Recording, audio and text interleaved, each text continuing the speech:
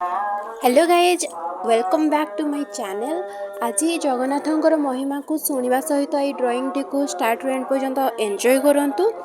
आउ फास्ट रु जतकी पर्यंत भी मो क्लिप्स टी को करी सेटा बाय मिस्टेकली डिलीट हो जाइए, तो एट्रु वीडियो टी को शेष पर्यंत निश्चय देखंतु। आ जदि वीडियो टी भल लगे तो लाइक शेयर और सब्सक्राइब करबा को जमा भी भूलिबेनी।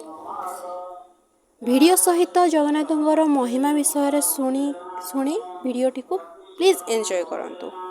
तो याको ऑयल पेस्टल और पेंसिल जो अल्कोहल मार्कर सब यूज करी की ड्राइंग टी को मु करी। प्रिय भक्तों, वाल्मीकि रामायण के अनुसार त्रेता युग में भगवान श्री राम ने ताड़ वृक्ष के पीछे छिपकर इंद्रपुत्र बाली का अंत किया था। जब बाली ने भगवान श्री राम से बिना कारण अपने अंत का कारण पूछा, तो भगवान श्री राम बाली को ये आश्वासन देते हैं कि द्वापर युग में जब वो मानव रूप में अवतार लेंगे, तब वो यानी बाली एक बहेलिये के रूप में जन्म लेकर उनकी मृत्यु का कारण बनेगा। श्रीमद् भागवत गीता के अनुसार जब गांधारी के श्राप के कारण यदुवंशी आपस में ही लड़कर समाप्त हो जाते हैं, तब श्री कृष्ण एक पीपल के पेड़ के नीचे चतुर्भुज रूप धारण कर योग निद्रा में बैठ जाते हैं। तभी वहाँ से जरा नाम का एक बहेलिया गुजर रहा होता है, जो भगवान के लाल चमकते तलवे को हिरण का मुख समझकर एक बाण चला देता है। जरा को जब ये पता चलता है कि वो कोई और नहीं बल्कि भगवान कृष्ण है, तो उसे अपने किए पर बहुत दुख होता है। हे प्रभु, मुझसे अज्ञानता में बहुत बड़ा अपराध हो गया, अतः मुझे इस अपराध के लिए मृत्यु दंड दे। जरा, तुमने कोई अपराध नहीं किया है।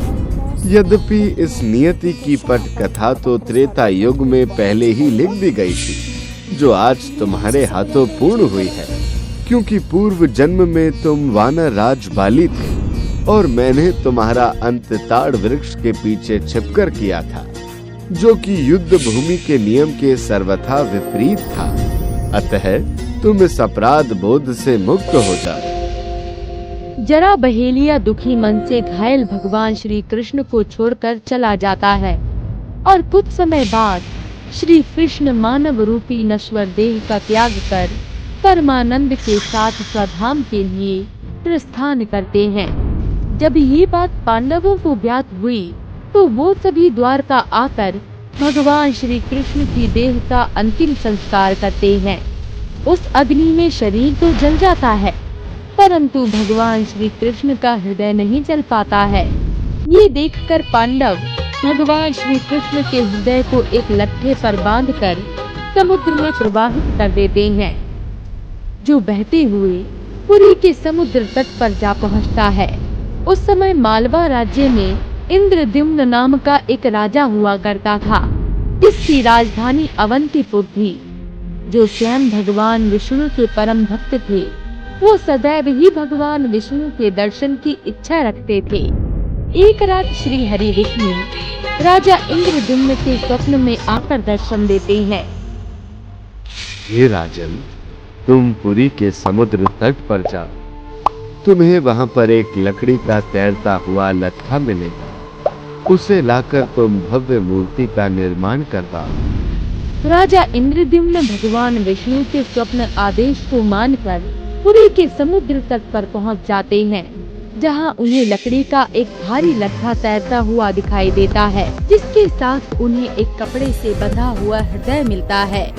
राजा इंद्रद्युम्न के सेवक उस लट्ठे को उठाकर राजधानी ले आते हैं, जिसके बाद राजा अपने राज्य के सभी कुशल कारीगरों को बुलाकर भगवान विष्णु यानी नील माधव की मूर्ति बनाने का आदेश देते हैं, परंतु कोई भी कारीगर उस लकड़ी से मूर्ति नहीं बना पाता है।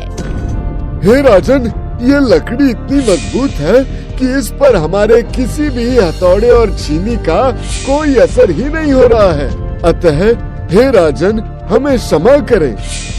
जब अवंतीपुर राज्य के सभी कारीगर उस लट्ठे से कोई मूर्ति नहीं बना पाते हैं, तब भगवान विष्णु पुनः राजा इंद्रद्युम्न के स्वप्न में आकर उन्हें दर्शन देते हैं। हे राजन, आप देवताओं के शिल्पकार भगवान विश्वकर्मा की आराधना कीजिए, वे ही इस कार्य में आपकी सहायता करेंगे। भगवान विष्णु के आदेश से राजा इंद्रद्युम्न देवताओं के शिल्पकार विश्वकर्मा जी की आराधना करने लगते हैं। तब श्री हरि के आदेश और राजा इंद्रद्युम्न की आराधना से प्रसन्न होकर भगवान विश्वकर्मा जी एक वृद्ध शिल्पकार के रूप में राजमहल में पहुंच जाते हैं। हे राजन, मैंने सुना है कि आप एक मूर्ति बनवाने की इच्छा रखते हो। हाँ शिल्पी, आपने सही सुना है। क्या आप ये करने में सक्षम हो?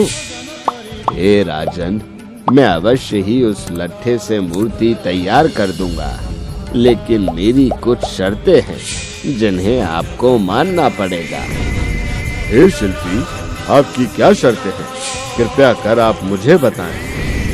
हे राजन, भगवान विष्णु यानी कि नील माधव की मूर्तियां मैं 21 दिनों में एक बंद कमरे में रहकर तैयार करूंगा, परंतु उन 21 दिनों में यदि किसी ने मेरे कार्य में किसी प्रकार से कोई बाधा उत्पन्न की तो मैं मूर्तियों को उसी अवस्था में छोड़कर चला जाऊंगा।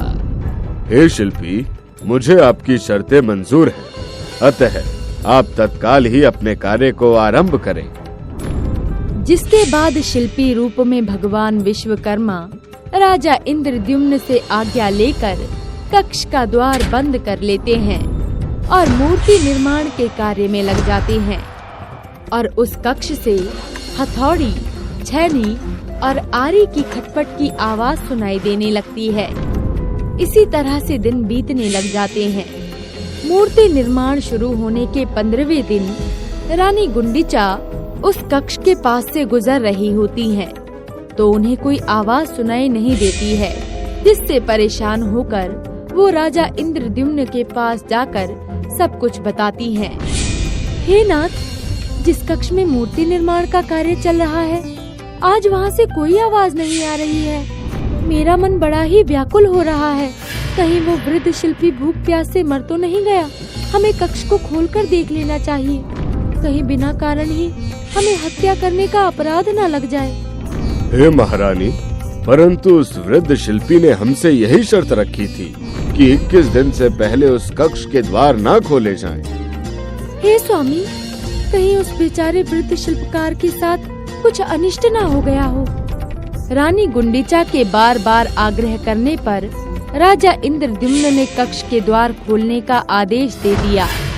द्वार खुलते ही विश्वकर्मा जी लट्ठे के साथ बंधे हृदय को मूर्ति के भीतर स्थापित कर कक्ष से अंतर ध्यान हो जाते हैं और वहाँ 3 अर्ध निर्मित मूर्तियाँ अपने पीछे छोड़ जाते हैं। राजा इंद्रद्युम्न को अपने किए पर बहुत दुख होता है कि उन्होंने भगवान विश्वकर्मा की आज्ञा नहीं मानी और उनको दिए गए वचन का पालन नहीं किया। इसी कारण भगवान जगन्नाथ के आधे हाथ और आधे पांव बने हुए हैं। जब राजा इंद्रद्युम्न उन अर्धनिर्मित मूर्तियों के समीप जाते हैं, तब उन्हें श्री कृष्ण की मूर्ति से हृदय के धड़कने की ध्वनि सुनाई देती है, जिससे उन्हें ये ज्ञात हो जाता है कि भगवान की इस मूर्ति के भीतर श्री कृष्ण का हृदय विराजमान है। राजा इंद्रद्युम्न ने भगवान विष्णु की इच्छा मानकर उन मूर्तियों को स्थापित किया, जो आज भगवान जगन्नाथ धाम के नाम से प्रसिद्ध हैं।